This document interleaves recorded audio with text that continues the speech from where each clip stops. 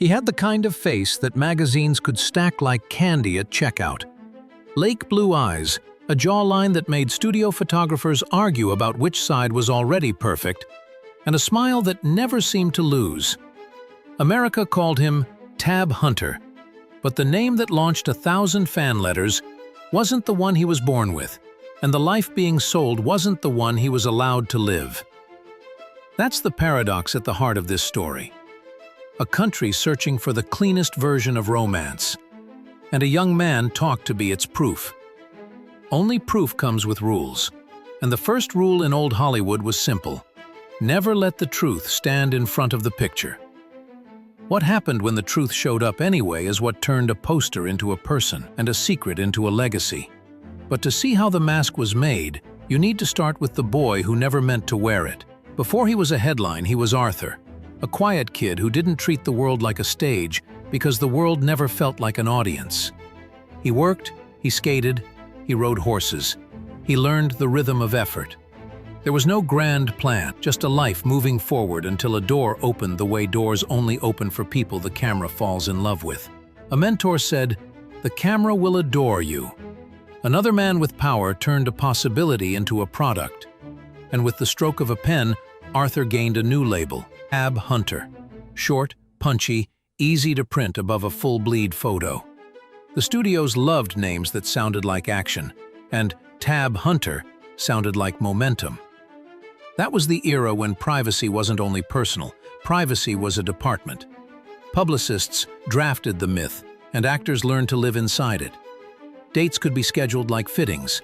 Answers could be measured the way suits were, trimmed and hemmed until they fit precisely within the image. The rules weren't a secret, they were the furniture. Don't improvise your life. Do not make the studio fix a problem you created. Smile at the premiere, leave with a friend the public will approve of, and make sure your Monday morning gossip prints look like proof that the nation's crush is behaving exactly as advertised. Tab wasn't naive. He understood the game as survival. But understanding the game doesn't make it feel less like a cage. The name was the first exchange, and then came 1,000 little trades: what to say, who to see, which stories to let people believe because believing them kept the work coming. It's hard to describe just how normal that felt in those years. Everyone played along. If you didn't, you weren't difficult, you were unemployed. But here's the catch. An image can be immaculate and still be heavy. You can be popular and feel incredibly alone. And you can look like the man Americans swore they wanted while wondering how long you can carry a life that's not yours. The public adored the smile. The machine printed it everywhere. But the more the world bought the illusion, the more the private truth had to find a darker corner. The rise was a tempests of spotlights kind of fast. 1 month, a hopeful with a shot. The next, a poster in every drugstore that sold teen magazines and cold cream. Photoplay splashed him across covers. Movie stills froze him mid-laugh next to actresses fans already imagined as his future. Then a song arrived like a ribbon on top of everything. Young Love. It floated out of radios and into summer nights, turning boys and girls into believers. If an idol sings devotion, the myth writes itself. He wasn't the first studio dreamboat, and he wouldn't be the last. But he made the era look effortless. Beach photos by poolsides, interviews that never rattled. The public charm of someone who understood that grace under questioning sells as reliably as a happy ending. And yet the gap between the paper and the person widened quietly. For every staged date, there was a door closing softly somewhere else. For every photogenic Sunday afternoon, there was a Monday morning conversation about what not to be seen doing and where not to be seen going. None of that would have mattered if the heart were a negotiator. It isn't. The heart wants what is real, and reality needed shadows. So affection became a delicate thing kept away from cameras, cared for the way you'd try to keep a candle lit in a wind. Cupped hands, lowered eyes, fewer words than you'd like to say. It worked until even the shadows weren't dark enough. Love is patient. Studios are not. And when patience met career math, one relationship had to learn how to live in blackout mode. Anthony Perkins didn't arrive as a headline. He arrived as a person, a lean, ambitious actor who read scripts like maps. They crossed paths often, the way neighbors do when their rent is paid by the same dream. The distance between their apartments was about a block. The distance they had to stage between themselves in public was miles. They learned a choreography built on survival. Arrive separately, leave separately, smile at the same people from different angles, and let the town assume coincidence. There's a secret cost to a romance that can't exist at noon. It's not just the logistics, though those grow exhausting in a city where everyone looks for a story to sell. It's the grief that comes from learning to swallow the small acts that bond two people. You walk side by side, you do not touch. You laugh at the same joke. You do not share the glance. You celebrate a win in a low voice and save your joy for four walls you hope are far from a microphone.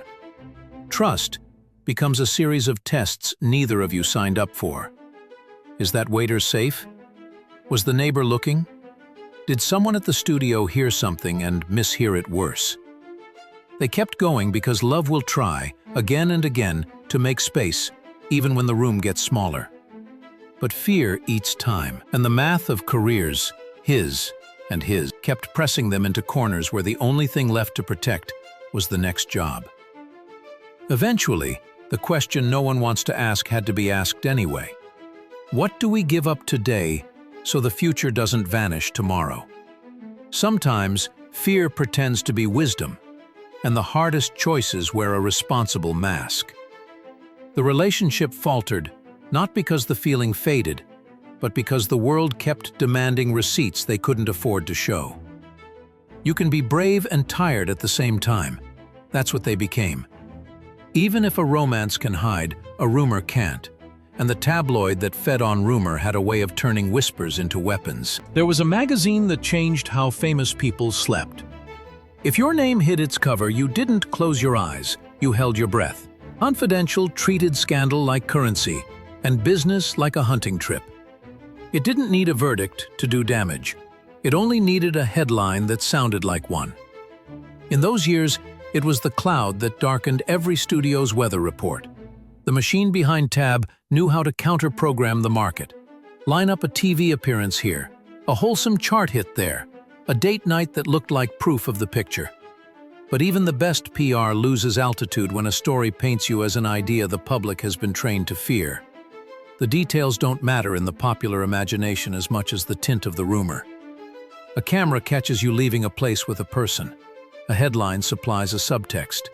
And a nation that lives far from your life suddenly believes they know you better than you know yourself.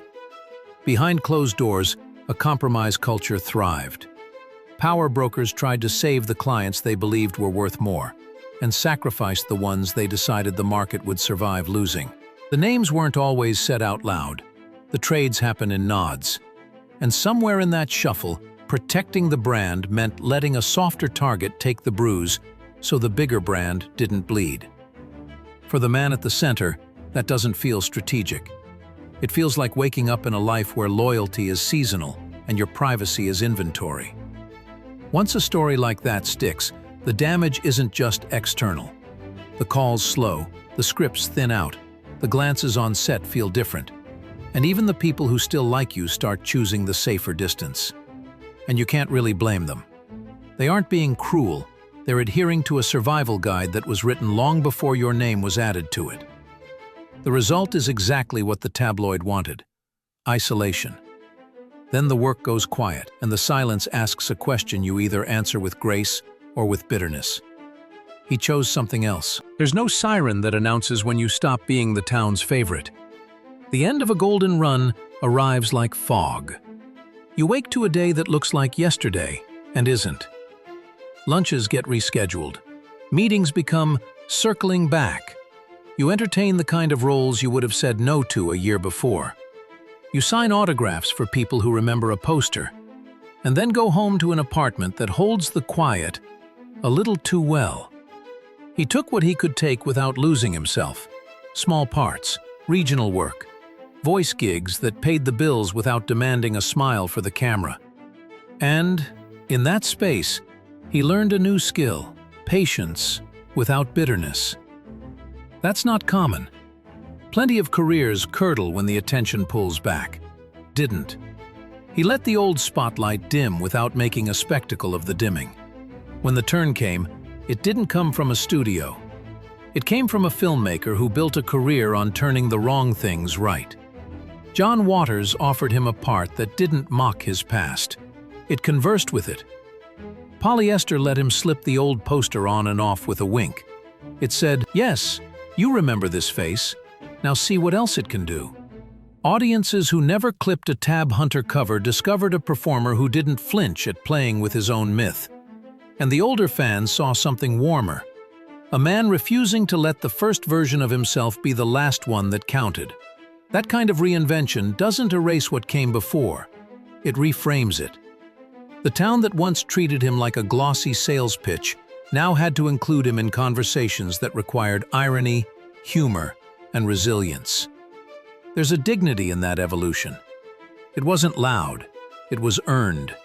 Reinvention is brave, but there's a braver thing still: owning the story others once used to control you. He did something the earlier version of himself would have been warned never to do. He told the truth in his own voice, under his own name, on purpose. The memoir was less a confession than a reclamation.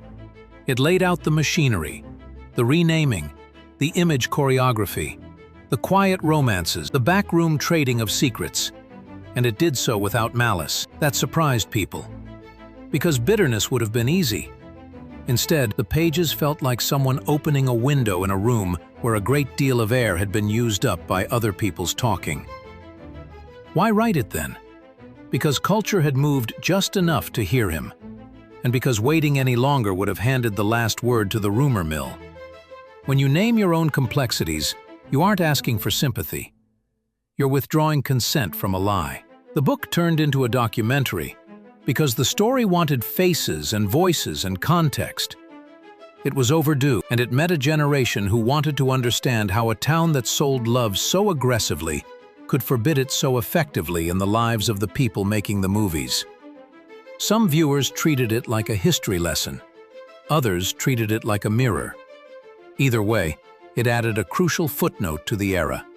Many of the smiles were real, but the price of those smiles shouldn't have been silence. After the publication, the interviews changed. Reporters didn't just ask about old co-stars and white sand publicity photos. They asked about survival and how a person manages to hold on to kindness when an industry mistakes control for protection. The public finally understood the first chapters differently. And in the last chapter, he chose something the early years rarely offered him: peace on his own terms. You can measure success 100 ways. One way is trophies and lines around the block. Another is whether you get to spend your afternoons exactly as you wish with exactly who you wish. He built a life where the latter definition finally won. Horses, gardens, the calm of a well-made morning. The kind of days that feel small to outsiders and enormous to the person living them. He shared that life with a partner who knew the public version and the private one, and helped him close the distance between the two, not by stoking old fires, but by tending a new hearth. The fact that the memoir and the documentary landed before the farewell mattered. It meant he got to see what happens when a narrative is returned to its owner. People soften. A town that once held him at arm's length reached out. Old fans discovered a fuller man than the one a 1950s magazine could fit in a caption. Younger fans met an artist whose courage didn't look like a single grand gesture. It looked like a series of quiet refusals to let other people decide who he was. When the end came, it wasn't a headline that defined him. It was the accumulation of days that were finally gentle. And that, in its own way, was a victory the studio system didn't plan for. The last act written by the person who earned it. But to understand why his legacy still glows, look back at the paradox we started with and how he resolved it. He was marketed as certainty, the clean-cut promise that love is simple if you're handsome enough and polite enough and sing the right song at the right time. The life behind the poster was more interesting. It was a young man who learned that a contract can protect you and still endanger your heart. It was a middle-aged actor who realized the only way to stop running from the lie is to turn around and tell the truth with your own mouth. And it was an older man who stepped into a long afternoon of peace and took his time. What do we take from that? First, that image-making is a skill and a risk. It can feed you while stealing your appetite. Second, that a culture learns by listening to the people it once told to be quiet. He didn't write out of anger. He wrote to stop letting old negotiations define him. That's a different sort of courage. It invites rather than indicts. It says to the next generation of actors and artists, you are not a parts list to be rearranged at someone else's desk. You can choose your name, your voice, your love. And you can do it before the rumor mill drafts the memo. The town changed because enough people said what had once been unsayable. He was one of them. And that's the lesson hidden in the glossy photos and the chart-topping single. A smile can be a performance, but a life decides its own plot. The poster got him in the door. The truth is what kept him in our memory.